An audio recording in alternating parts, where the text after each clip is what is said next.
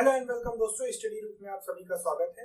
और हमारा यूपीएसआई और यूपीएससी का कोर्स चल रहा था, जिस पर हम लोग क्वालिटी पर बात कर रहे थे। इससे पहले वाले लेक्चर में मैंने आपको बताया कि कैसे कंपनी प्लासी का युद्ध लड़ती है, फिर बक्सर का युद्ध लड़ती है, उसके बाद सत्ता को अपने हाथों में लेकर आती है। और उसके बाद जब वो ट्रेड पर्पस से आए थे और व्यापार को छोड़कर जब राजनीतिक संबंध उनके हो जाते हैं, तो कैसे ब्रिटेन की संसद उनको रेगुलेट करने के लिए सबसे पहले जो संविधान की नींव होती है उसको रखती है, जिसे हम लोग कह सकते हैं कोई एक ऐसा अनुच्छेद या कोई एक ऐसा आर्टिकल या कोई एक ऐसा एक्ट लेकर आया गया जिसके द्वारा पहली बार गवर्न किया गया। कोई एक ऐसा इंस्ट्रूमेंट था जिसके तहत लोगों को गवर्न किया गया, वो था हमारा रेगुलेटिंग एक्ट। उसके प्रोविजंस पर मैंने बात की थी, उसके बाद उसमें सुधार किया गया और पिट्स इंडिया एक्ट आया 1784 का, उसके भी प्रोविजंस पर मैंने बात की थी। आज हम लोग देखेंगे कि कैसे 1833 का जो काउंसिल्स एक्ट था, और उसके बाद हम लोग देखते हैं कि जो 1858 के बाद की जो अधिनियम आए उन पर हम लोग चर्चा करेंगे और देखेंगे। तो देखिए, जो 1833 का जो काउंसिल एक्ट आया,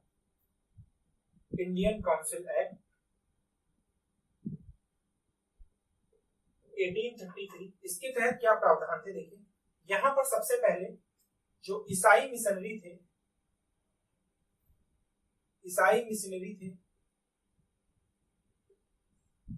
उनको भारत में एंट्री दे दी गई।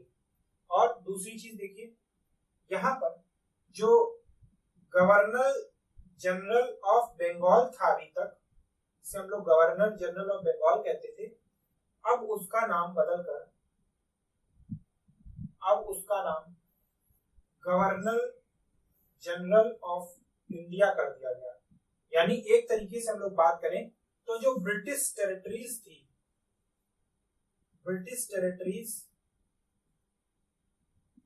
वो इंटीग्रेट कर दिया गया।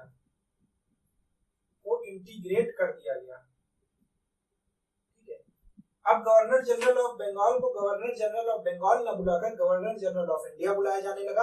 और दूसरी बात, जो इसके सबऑर्डिनेट थे मद्रास एवं बंबई को उनकी विधायी शक्तियां वापस दे दी गई। मींस अब वो अपने लिए कानून बनाने के लिए उनको शक्तियां जो छीन ली गई थी 1773 के तहत, वो वापस दे दी गई, वो वापस इनको मिल गई। और जो हमारे पहले गवर्नर जनरल ऑफ इंडिया थे, ये कौन थे? ये थे लॉर्ड विलियम बेंटिक।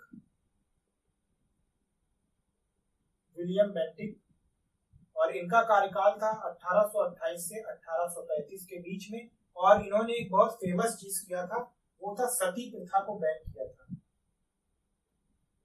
सती प्रथा को प्रतिबंधित किया था। ठीक है, सती प्रथा को प्रतिबंधित किया था। और ये कब किया था आप बताइएगा। तो एक तो ये डेवलपमेंट हुई, दूसरी ये डेवलपमेंट कर दी गई। और तीसरी बात ये कि कंपनी के व्यापार को समाप्त कर दिया गया। कंपनी के व्यापार में एकाधिकार को समाप्त कर दिया गया। इसका मतलब ये था कि अभी देखिए, अभी कंपनी क्या करती थी कि जो वहां की क्वीन थी उनसे एक लेटर लेके आती थी।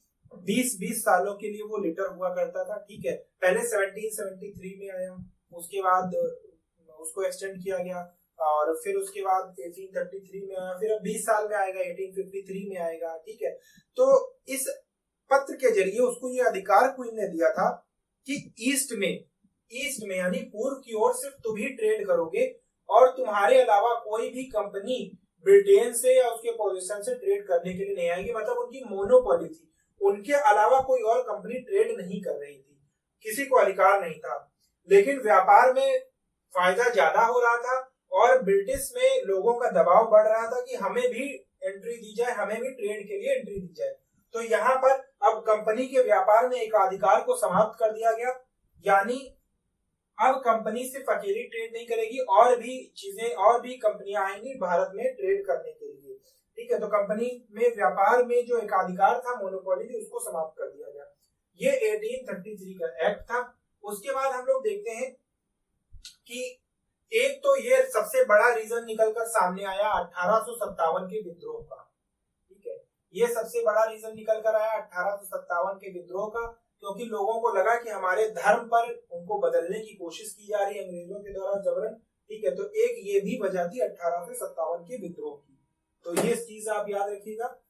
उसके बाद हम लोग देखते हैं कि 1857 में विद्रोह होता है, और विद्रोह के बाद ये 1857 में रिवॉल्ट होता है, और इस रिवॉल्ट के बाद ब्रिटिश सरकार जो होती है एक बार सत्ते में आ जाती है।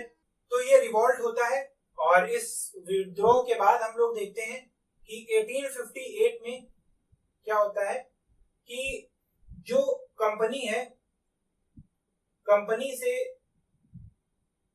अधिकार लेकर, जितने भी अधिकार थे, अधिकार लेकर डायरेक्टली अब क्राउन के अंतर्गत हो जाते हैं। डायरेक्टली अब क्वीन संभालती हैं, क्वीन के अंतर्गत हो जाते हैं।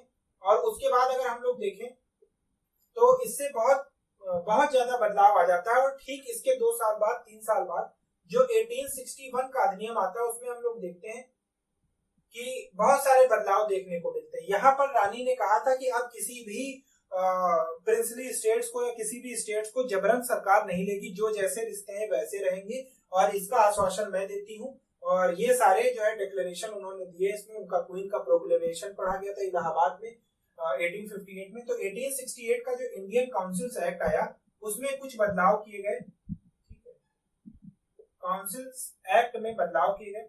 सबसे पहली बात कि जो भारतीय परिषद थी, भारतीय परिषद जो थी, परिषद को विधायी अधिकार दे दिए गए, मींस लेजिस्लेटिव पावर दे दी गई। अब वो चाहे तो खुद कानून बना सकता था। ठीक है, खुद कानून बना सकता था। अभी तक क्या होता था, अभी तक ब्रिटेन की संसद कानून बनाती थी,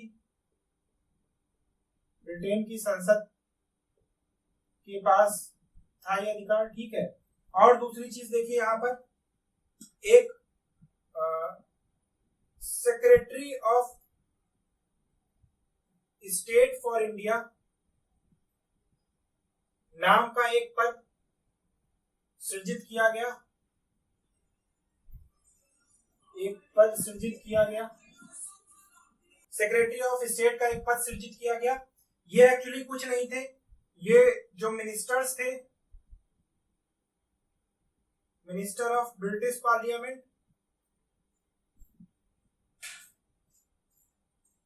ये ब्रिटिश पार्लियामेंट के एक मिनिस्टर थे। और अब ये सारी चीजें देखेंगे, गवर्नर जनरल इनके अब अधीन कर दिया गया। एक तरीके से ये सारी खबर और सारी चीजें क्वीन को देंगे, तो एक ये नया पद सृजित किया गया। अच्छा, एक चीज और देखिए, एक चीज और यहाँ पर देखिए होता है कि जो एग्जीक्यूटिव काउंसिल थी, जो एग्जीक्यूटिव काउंसिल थी उसमें एक सदस्य को और बढ़ा दिया जाता है,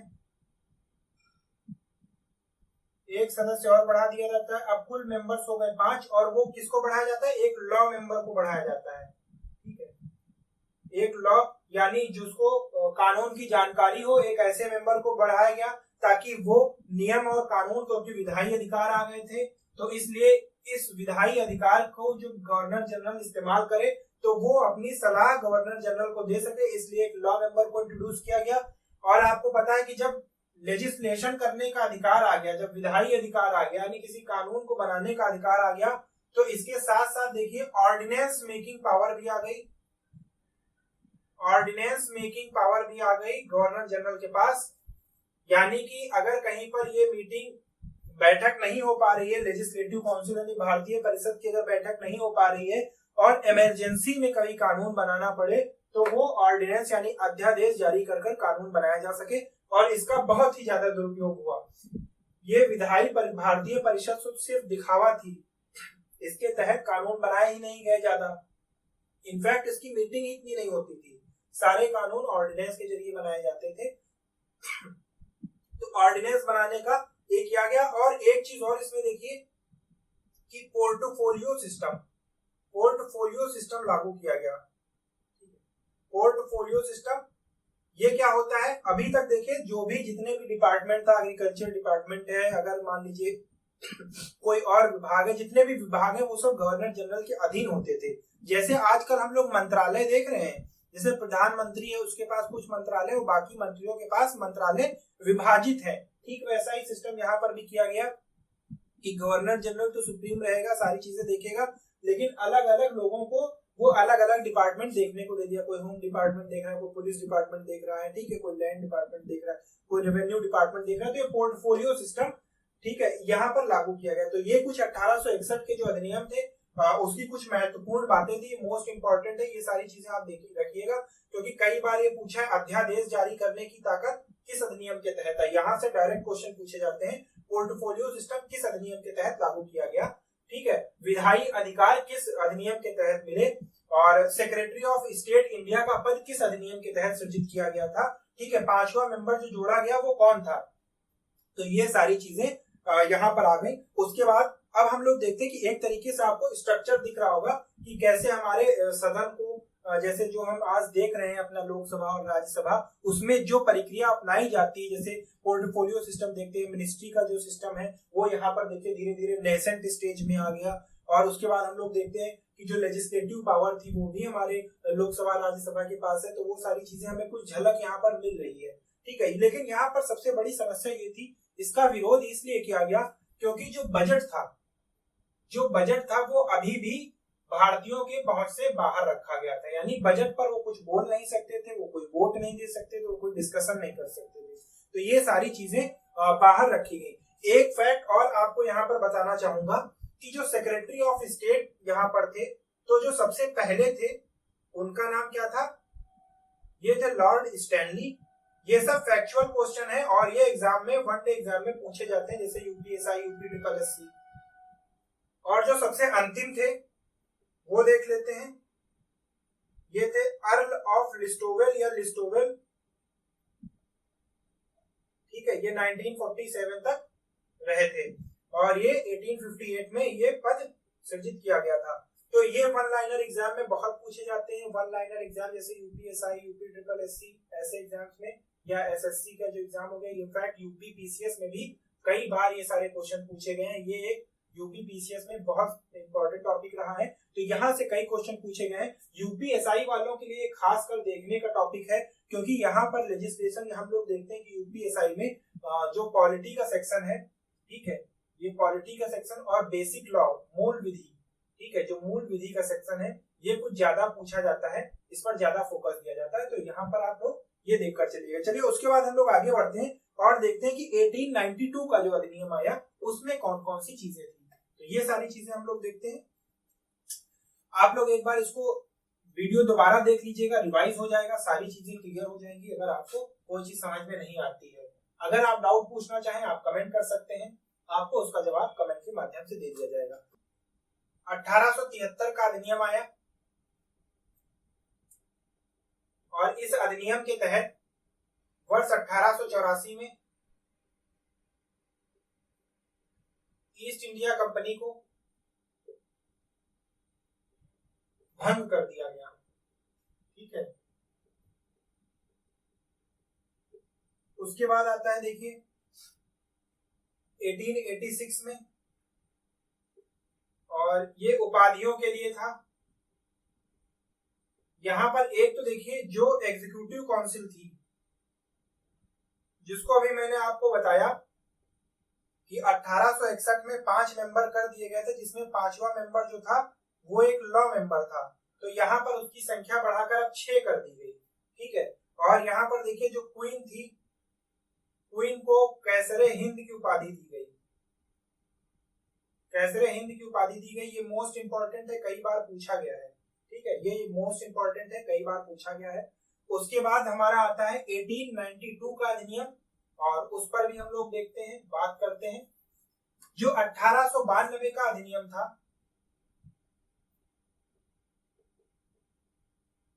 भारतीय परिषद अधिनियम, इसमें देखिए क्या था कि लोगों को बजट पर बहस करने का अधिकार दे दिया गया, बहस करने का अधिकार दिया गया। लेकिन वोट वो अब भी नहीं कर सकते थे, ठीक है। और पूरक प्रश्न ज्यादा नहीं पूछ सकते थे, तो सप्लीमेंट्री क्वेश्चन नहीं पूछ सकते थे। वोट का अधिकार मींस एक सप्लीमेंट्री क्वेश्चन अलाउड था और वोट का अधिकार नहीं था। तो ये चीज आप याद रखिएगा, सिर्फ बहस करने का, डिस्कशन करने का अधिकार दिया गया। दूसरी बात देखिए, एग्जीक्यूटिव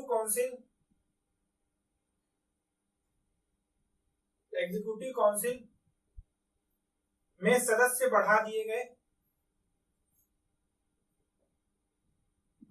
गए। और देखिए, पहली बार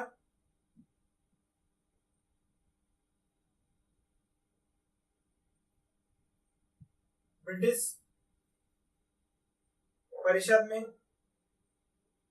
पहली बार भारतीयों को शामिल किया गया। इसमें